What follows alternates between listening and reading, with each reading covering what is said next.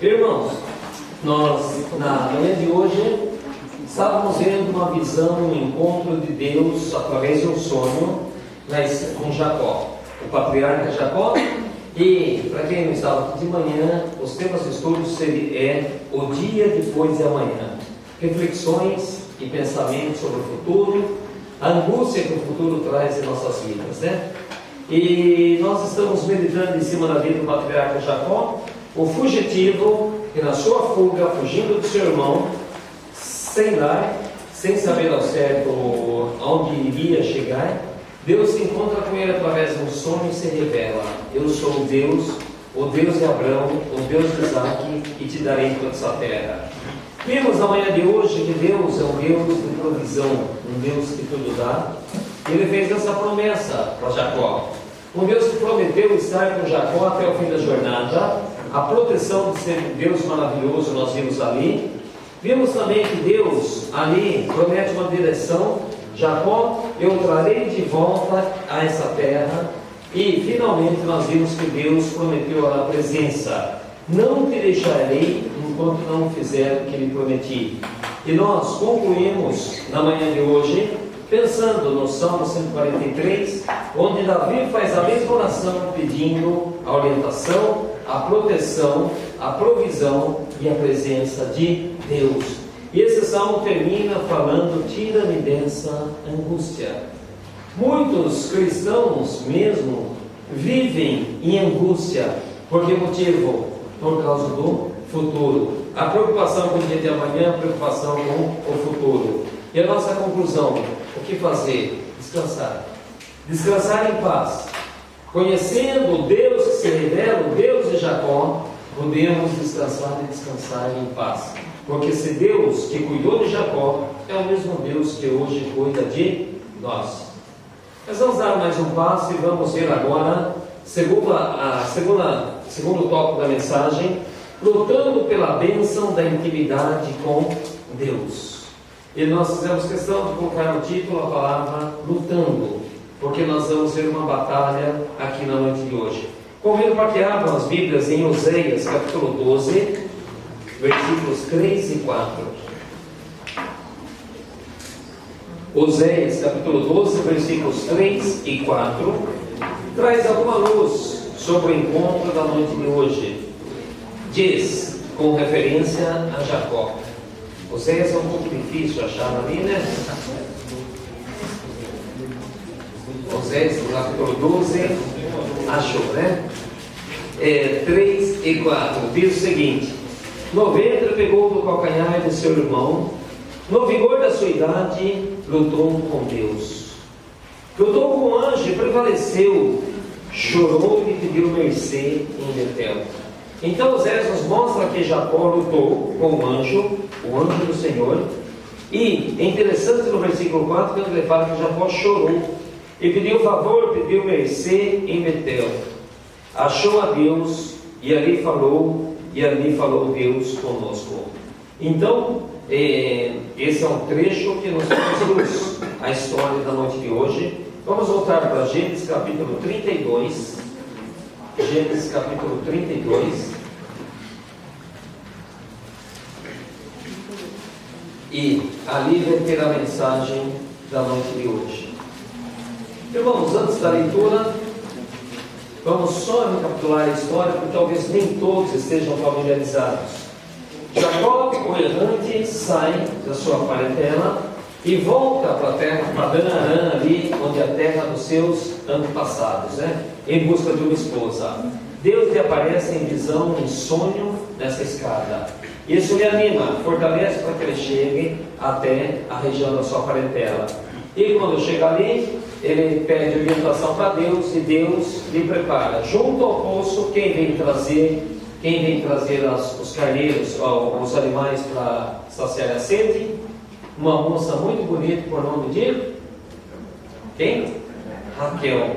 Então chega Raquel e ele se revela como sendo um parente próximo dela e que estava ali com a intenção de levar alguém como esposa. Raquel corre e anuncia para o seu pai, Labão. E ali Labão vai em busca e Jacó vai passar uns dias, um tempo, juntamente com Labão. E Labão tinha duas filhas, né? Uma filha era chamada de Raquel, para quem não sabe, Mispadã Aram, 3.280 a.C., muito bonita, né? Uma moça surpreendente. Jacó, que não era bobo nem nada, se encantou pela moça bonita, né? Judeu, ele sempre faz as coisas certas, né? Ele se encanta pela Raquel. E lá vai, o sogro lhe diz: por ser meu parente, vai trabalhar de graça, pede um dote. Eu quero sua filha Raquel. Olha ali, pais de meninas, tá certo? O sofrimento que temos que passar quando o intruso chega à nossa casa, né? E traz essa terrível declaração: eu quero me casar com sua filha. E é interessante, ele fala: tudo bem, então vamos trabalhar aqui 7 anos.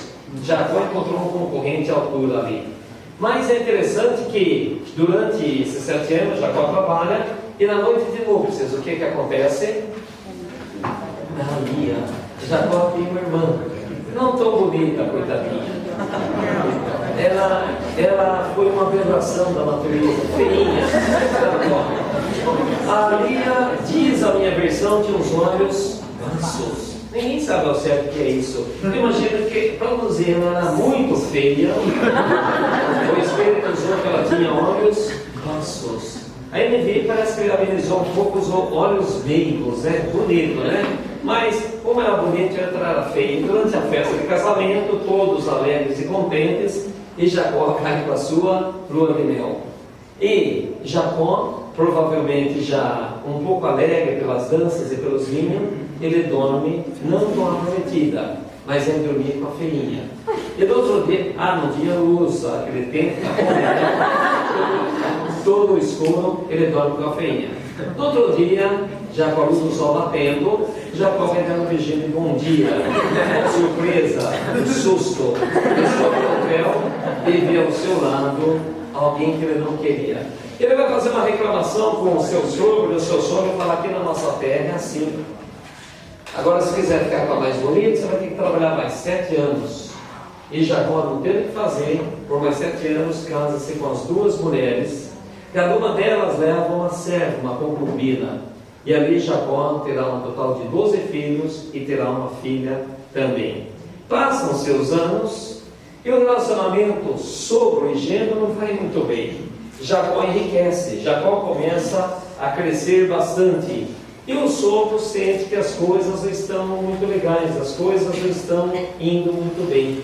Jacó percebe que, na verdade, está na hora de voltar, como Deus havia prometido, né? Ali vocês estão vendo uma carinha, mais ou menos, ele dizendo o seguinte: olha, eu amo sua filha, né? E o sogro falando: não, não, não. Os pais sempre têm um carinho muito grande pelas filhas, mas a briga do Labão não era pelas filhas. Filho ele até deu, né? A filha ele deu de coração. Mas o problema de Labão eram as ovelhas. Jacó, você está me roubando. Jacó, você está enriquecendo as minhas custas. E os filhos de Labão já estavam enciumados. E Deus começa a falar com Jacó. Como Deus nos orienta? Na nossa trajetória, Deus nos orienta falando ao coração. Quando você busca orientação, você sente Deus falando. Deus começa a falar com Jacó. Nós podemos perceber também através das circunstâncias. As circunstâncias nos guiam e nos mostram o que devemos fazer. Porém, o nosso coração é enganoso, e as circunstâncias muitas vezes também nos enganam. E por isso que Deus, a melhor maneira de Ele falar conosco, através da sua santa e bendita palavra. Por isso que diz Pedro: o Deus de toda graça que o chamou para a sua glória eterna em Cristo Jesus, depois de terem sofrido um pouco de tempo, os restaurará e os confirmará, lhes dará forças e os porá sobre firmes alicerces. Portanto, 1 Pedro capítulo 5, versículo 10, Deus vai falando aos nossos corações através da sua palavra. Deus vai nos moldando, Deus vai trabalhando para que o seu propósito se cumpra. E Jacó sente no seu coração que é hora de voltar. O sogro vai fazer a tosquia das suas ovelhas. Ele pega rapidamente suas filhas, suas servas e seus filhos. E toda a comitiva ali sai em debandada rumo a terra de Abraão, a terra de Isaac. Ele sai de volta à terra de seus pais. Quando Labão chega, percebe que Jacó fugiu com suas filhas e seus netos. Sai ao encalço e tem uma séria discussão. E ali eles contendem e discutem até que eles fazem um acordo e põem um memorial. Se alguém passasse na pedra para lá, para fazer o mal, Deus deveria castigar. E ali eles encerram e põem um ponto final naquele relacionamento difícil. E assim Jacó volta para sua terra. Labão volta para Padã e Jacó volta para sua terra. E quando ele está indo, tem que passar justamente pela terra do seu irmão Saul, morando na região onde pertencerá aos Edomitas. Ali está Saul. E Jacó está bastante preocupado: como será que está meu irmão? Passam-se já 20 anos. Dizem os estudiosos que provavelmente Jacó teria ao redor de 97 anos. E ele vai em direção à sua terra, mas sabe que seu irmão já recebeu a notícia. Alguém passou um WhatsApp e falou: Saul, lá vem vindo seu irmãozinho, juntamente com muitos bois, muitas ovelhas, muitos camelos. Acho que talvez tivesse um Facebook lá, né? Você se lembra o que fez com você há 20 anos atrás? Aproveita o momento. Jacó é fraco. Você prometeu que vingaria, é hora da vingança. Então ele manda os mensageiros à frente. Quem vem? Lá vem Saul junto com 400 homens. E Jacó recebe a notícia: ele vem vindo com 400 homens, fortes, homens de guerra. Jacó esmorece. Jacó estremece porque Deus havia prometido que haveria de trazê-los, trazer Jacó de volta, né? Jacó, então, ele vai fazer uma estratégia interessante no capítulo 32. Jacó, ele vai mandar presentes ao seu irmão. Ele vai mandar uma comitiva de presentes. Ali vão camelos, ali vão vacas, vão bezerros, para aplacar a ira do seu irmão. E esse capítulo 32 é um capítulo de muita tensão. E ele separa a família dele em dois bandos. Se Esaú atacar um bando, outro foge. Se atacar esse bando, outro fugirá. E ele vai, e naquela noite, vamos lá abrir agora Gênesis 32, versículo de número 21.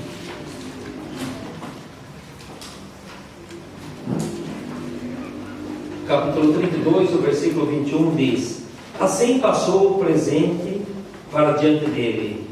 Ele, porém, ficou aquela noite no acampamento. Levantou-se naquela mesma noite, tomou suas 2 mulheres, suas 2 servas e seus 11 filhos. O mais novo ainda não tinha nascido, né? Suas 2 servas, seus 11 filhos, e os transpôs o val. O val é um pequeno riacho, um pequeno ribeirão, o val de Jaboque. Tomou os filhos passar o ribeiro, fez passar tudo que lhe pertencia, ficando ele só. E lutava com ele um homem até o romper do dia. Vendo esse que não podia com ele, tocou-lhe na articulação da coxa. Deslocou-se a junta da coxa de Jacó na luta com o homem. E disse este: deixa-me ir, pois já rompeu o dia. Respondeu Jacó: não te deixarei ir, se não me abençoares. Perguntou-lhe, pois, como te chamas? E ele respondeu: Jacó.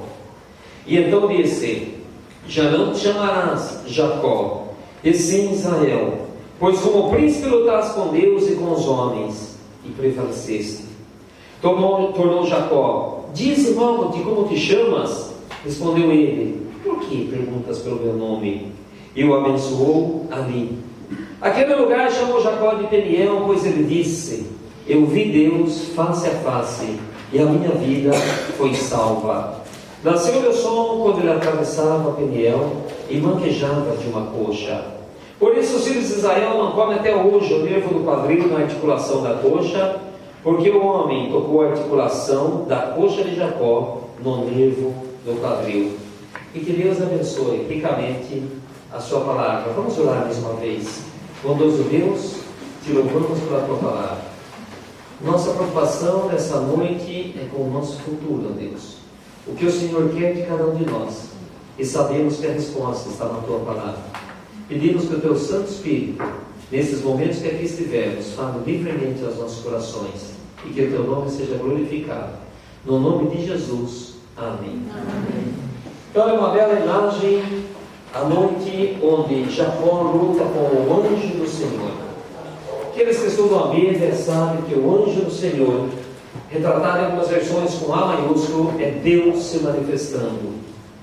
Eles acreditam que seja uma teofania, uma manifestação de Deus antes da encarnação de Cristo.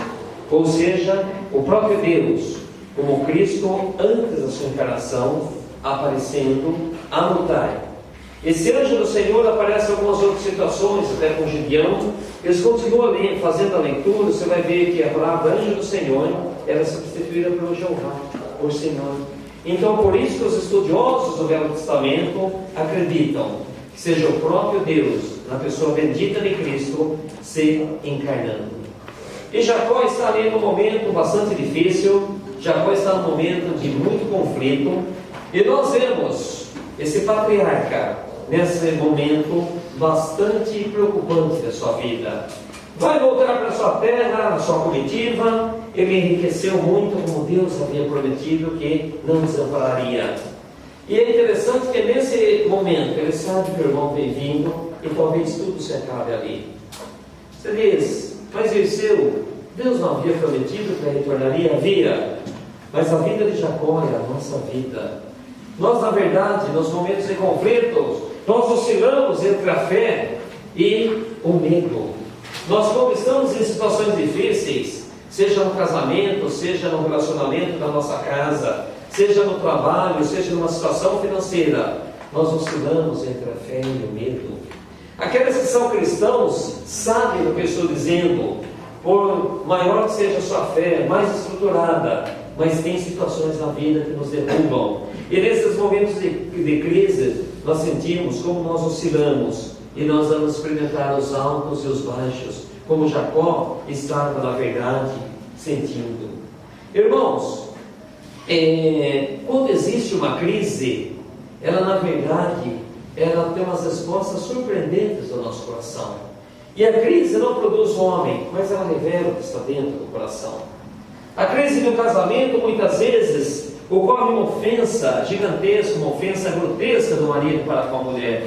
E depois ele se arrepende e fala, mas não era eu. Não é possível ter feito aquilo com a minha esposa. E a resposta é, sim, era você. Existe uma maldade muito grande no nosso coração. E nos momentos de conflito, nos momentos de crise, nós colocamos para fora o que está dentro do nosso coração. Quando nós enxergamos um mundo terrível, coisas horrendas acontecendo, eu poderia dizer sem medo algum, cada um de nós tem o potencial de fazer essas coisas horríveis que a gente vê na televisão. Todos nós temos um potencial para isso. E só não fazemos pela graça de Deus, que nos domina e controla o nosso coração. Irmãos, na verdade, quando o medo toma o lugar da fé, o que acontece? Nós começamos a fazer os nossos próprios planos. Quando o medo fala mais alto do que a fé, nós começamos a imaginar que a gente tem poder para fazer alguma coisa. Quem caminhar pela fé, com a fé cada vez mais crescente, não deveria temer. Mas o nosso problema é que nós não desenvolvemos a nossa salvação. O nosso problema é que nós não mergulhamos numa vida de fé. E Jacó, no capítulo 32, e volte no versículo 9, ele vai fazer uma oração maravilhosa. Antes da luta com o anjo, ele ora ao Senhor dizendo, Deus de meu pai Abraão, Deus de meu pai Isaque. Olha que bonito. Ele se lembra que esse aqui é o Deus da aliança. A aliança é um Deus que faz promessa, e Deus não falha nas suas promessas. E que ele dissesse, torna a tua terra e a tua parentela e eu te farei bem. Olha que oração maravilhosa a ser imitada. Ele vai se apropriar da bondade de Deus nessa oração. Ele vai se firmar no caráter de Deus e na aliança desse Deus maravilhoso. Versículo 10. Sou indigno de todas as misericórdias e de toda a fidelidade que tens usado para com o teu servo, pois apenas com o meu cajado atravessei esse Jordão, e já agora sou 2 bandos. Olha que interessante, meus irmãos, ele faz uma oração onde ele se lembra da bondade da promessa de Deus no momento de dificuldade. Mas a fé realmente oscila, E se você for lendo um pouco mais para baixo, Jacó faz uma estratégia. Ele diz: eu o aplacarei com os meus presentes. Eu conseguirei desviar a fúria do meu irmão. Um homem que ora de uma maneira bem bonita, e logo em seguida ele vai dizer que ele tinha capacidade para aplacar a ira do seu irmão. Na verdade, o que eu gostaria de dizer, que Jacó, na verdade, é cada um de nós. Nós, nos momentos de crise, nós corremos à igreja, nos apegamos mais à palavra e oramos, mas ao mesmo tempo tentamos fazer as coisas com nossas forças, com os nossos recursos, e nos esforçamos para que a gente possa dar uma situação. É mais ou menos o seguinte que muitas vezes passa dentro de nós: eu estou fazendo oração e crendo em Deus, mas estou colocando em força, estou colocando em prática a minha força, a minha astúcia. Porque ele tem que encontrar com seu irmão, e ele faz oração bonita, mas ele planeja uma estratégia de atacar a ira com presente. O que nós descobrimos? O problema na vida de Jacó não era Esaú, mas era o próprio Jacó. Essa é a grande realidade da história.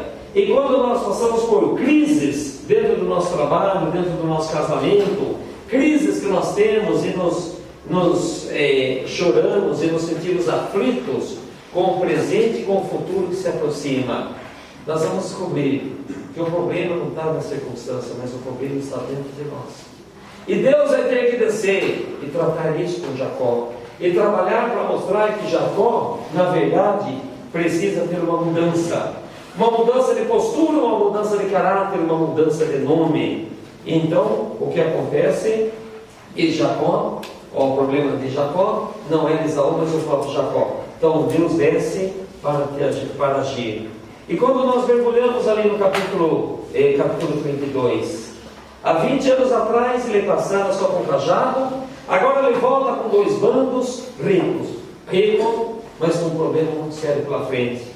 Deus queria dar a Jacó mais do que servos e ovelhas. Deus queria dar mais do que riquezas materiais. Deus queria trabalhar no fundo do coração de Jacó. E por isso, quando Deus se aproxima naquela noite, em forma de anjo do Senhor, Deus vai ter que trabalhar e dar a bênção. Deus luta com Jacó a noite toda. E Jacó, naquela escuridão, na sua estratégia, ele estava sozinho. Ele já havia passado sua família pelo Vale de Jaboque, e ali ele volta e está sozinho. De acordo com Oséias, ele está num momento de angústia. Deus desce na forma de anjo, mas talvez ele não tenha reconhecido. E eles se atracam, e uma luta vigorosa que vai madrugada dentro. E é interessante que diz aqui, no final desse trecho, diz a palavra de Deus, no versículo de número 25: vendo este que não podia com Jacó, tocou-lhe na articulação da coxa. Note que interessante, toca na articulação da coxa de Jacó. Para quem luta? Você tem cara que luta MMA, estou certo? MMA. MMA é outra coisa, tá certo? Faz MMA, tudo bem. Luta MMA? Não, já não teve Jiu-jitsu. A coxa é importante? Puxa vida, sem dúvida. Um lutador sem coxa é o ponto de apoio dele, e de jogar o corpo sobre o outro. Eles se atracaram aqui. Hoje eu fui dar um chute, consegui dar um chute no gol, e quando dei o chute, deslocou o dedo da minha coxa. Deus falou: você vai pegar na coxa, então você disse: está doendo muito aqui a minha coxa, e Deus vai tocar justamente no nervo da coxa de Jacó. Desmontou o lutador, aquele homem que lutava com Deus. Versículo 26, disse este: deixa-me ir, pois já respondeu o dia. Respondeu Jacó: não te deixarei ir, se não me abençoares. Quando Jacó sente o toque na coxa, ele sente o toque, na verdade, no coração. Ele estava lutando com Deus, e Deus o desmonta. Deus joga Jacó lá para baixo. E é interessante, Deus lhe faz uma pergunta: como te chamas? E pela primeira vez, ele não vai ter vergonha do nome dele. Significa o nome Jacó? Aquele que agarra o calcanhar, o suplantador, aquele que passa por cima dos outros. Ele fez isso a vida toda, mas agora ele tem que confessar: eu sou aquele que engana, eu sou aquele que passei sobre os outros, eu sou aquele que há muitos anos atrás enganei meu pai cego, eu sou aquele que vendi um direito de primogenitura que já era meu, mas que vendi para o meu irmão por um prato de lentilhas. É interessante quando a gente para pensar um pouquinho, né? Note que Jacó, ele se passou pelo primogênito, mas o troco veio e ele foi enganado pela primogênita, a feinha, na nossa história. Quando você vai um pouco mais longe, você nota que Jacó também, ele vai e mata um cabrito e fala para o pai que era caça. Nem depois da história de José, o filho predileto, José, os irmãos traz a túnica com sangue de cabrito. É interessante, nós vemos na verdade como aquilo que Jacó fez na sua vida, agora ele experimenta. Ele tem aquilo experimentado. Ele enganou seu irmão, 20 anos depois ele é enganado pelo seu sogro. Então, na verdade, os pecados da vida que são acumulados e não são confessados, voltam. Porque o que o homem planta, ele semeia. E é interessante que nós vemos aqui, Deus busca a identidade, como te chamas. Ele vai ser obrigado a confessar para Deus: meu nome é Jacó. O que engana, o que suplanta. Se você voltar à leitura 20 anos atrás, da nossa história, você volta à leitura e está o pai cego e pergunta: quem está aí? E o que ele responde? Eu sou Esaú. Ele mente. Eu sou Esaú. E o pai pede para que se aproxime, apalpa e cheira. E o pai não está contente e fala: és tu realmente meu filho Esaú? Sim, sou eu. Imagina a voz trêmula, né? Do pacato Jacó. 20 anos depois, agora uma outra mão lhe segura, uma outra mão lhe agarra e faz a mesma pergunta: quem é você? E ele não pode mentir para Deus: Deus, eu sou Jacó. Aquele que engana, aquele que suplanta. Porque na verdade somente somos abençoados quando reconhecemos a nossa identidade, quando nós admitimos quem somos, a nossa verdadeira natureza. É ali que Deus desce para tocar profundamente o nosso coração. Enquanto o nosso coração tiver um orgulho próprio, enquanto o nosso coração tiver desejos próprios, enquanto nós confiarmos na nossa capacidade, Deus não desce para nos tocar. Mas quando reconhecemos quem somos, pobres, miseráveis, pecadores, ímpios, e a nossa melhor descrição está em Romanos capítulo 5, né? Nós vamos descobrir quem nós somos, e nós vamos poder olhar para Deus e falar: Pai, eu sou suplantador. Pai, eu sou enganador. Pai, eu sou um mentiroso. Pai, eu tenho minhas falhas, meus defeitos e minha iniquidade. Pai, eu sou totalmente dependente de Ti. Eu preciso do Teu toque, eu preciso da Tua graça. Eu preciso, ó Deus, da Tua bênção. Na verdade, meus amados irmãos, quando Oséias diz que ele chorou e suplicou, nós estamos justamente nesse momento. Um homem caído, um homem tocado, um homem quebrantado. Um homem com medo do dia de amanhã, que a morte poderia esperar ali com o bando de Esaú. E nós vemos um homem que revela a sua verdadeira identidade para Deus. E assim Deus o abençoa. Assim Deus lhe dá força. Um novo nome, a partir de agora, não será chamado de Jacó, mas será chamado de Israel. Aquele que luta com Deus seria talvez a melhor tradução. Jacó, na verdade, perdeu a batalha, mas conquistou a vitória. Um toque de Deus. E Deus só abençoou quando ele realmente reconheceu quem ele era. Irmãos, ninguém entra no céu de coração orgulhoso. O Evangelho só chega para aqueles que são humildes de coração. E nós só podemos ser humildes de coração se formos tocados por Deus. E nessa trajetória que nós seguimos como cristãos, no reino de Deus em direção aos céus, temos as mesmas preocupações e os mesmos temores que Jacó teve, que os nossos amigos do mundo também têm.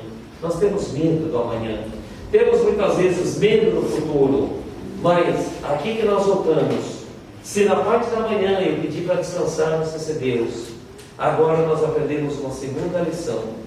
Devemos nos esvaziar, reconhecer quem nós somos e jogarmos nosso conhecimento, nossa capacidade, nossa inteligência, nossa beleza e nossa sabedoria por terra. Eu gostaria de abrir com vocês Filipenses capítulo 3. O mesmo Paulo que escreveu em 2 Coríntios capítulo 10. O que ele escreveu mesmo no capítulo 10? Eu não esqueci. Um homem foi arrebatado ao terceiro céu, recebeu o espinho da carne, andou 3 vezes, e daí ele descobriu que ele, quando ele está forte, quando ele está fraco. 2 Coríntios capítulo 10. Mas vamos ver o que Paulo escreve, e nós já estamos finalizando. Filipenses capítulo 3. Alguém poderia ler em voz bem alta, versículos 4 até 11. Ainda que eu também poderia confiar na carne, se algum outro pensa que pode confiar na carne, eu ainda mais.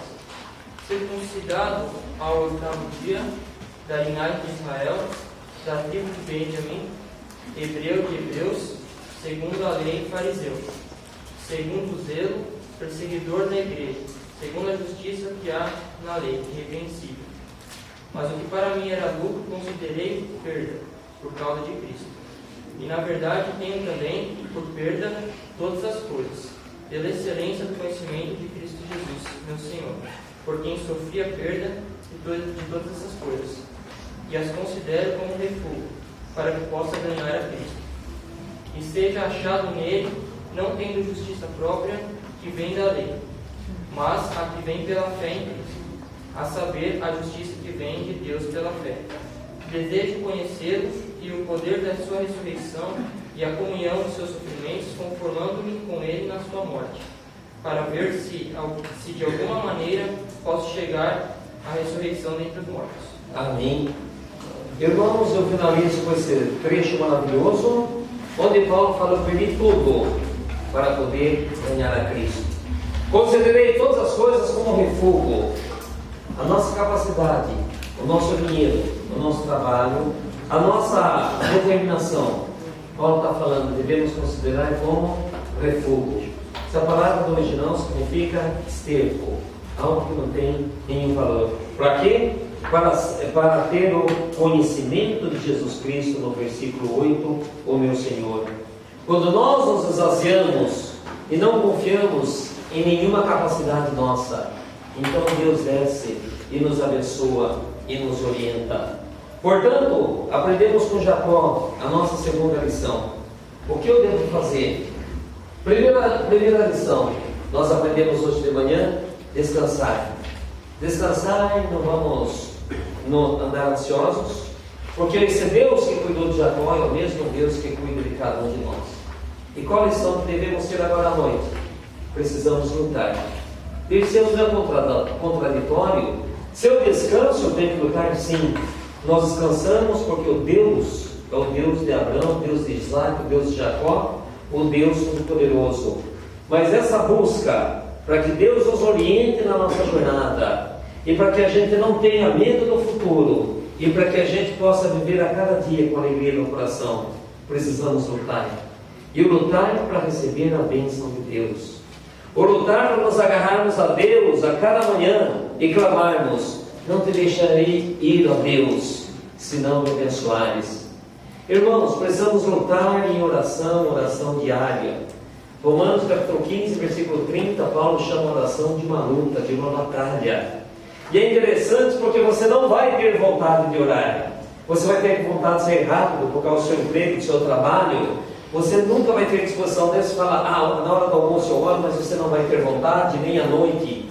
E daí os dias vão se passando e nós não temos vontade de orar. E nós precisamos de uma batalha de oração, uma batalha de nos prostrarmos diante de Deus e dizermos: Pai, eu não sou absolutamente nada, eu preciso de Ti. Me abençoa e me ajude, Pai. O meu presente é esse. Eu preciso conhecer o meu futuro. E você vai descobrir de maneira maravilhosa que Deus vai te tocar. Quando você luta com Deus em busca dessa bênção, Deus vai dar um toque lá no fundo do seu coração, e vai descobrir algo maravilhoso, que Deus não vai te revelar o futuro lá para frente, mas revelar o próximo passo. A preocupação que Deus tem é nos mostrar passo a passo, e Ele vai ter que ensinar isso para nós, e nós somos cabeça dura para aprender, e Deus somente vai mostrando o próximo passo. E é por isso que nós precisamos nos humilhar, e nessa luta diária com Deus, falar: Deus, me ajuda, Deus me abençoa, Deus me ilumina, Deus me mostra o próximo passo. E a paz de Deus, que excede todo o entendimento, guardará as nossas mentes e os nossos corações em Cristo Jesus. Que Deus abençoe ricamente a cada um de nós. Que possamos na noite de hoje descansar em paz, sabendo Deus que cuida de nós. E ao mesmo tempo lutar, se agarrando nesse Deus, clamando a bênção do nosso Senhor. Que assim seja. Amém. Amém.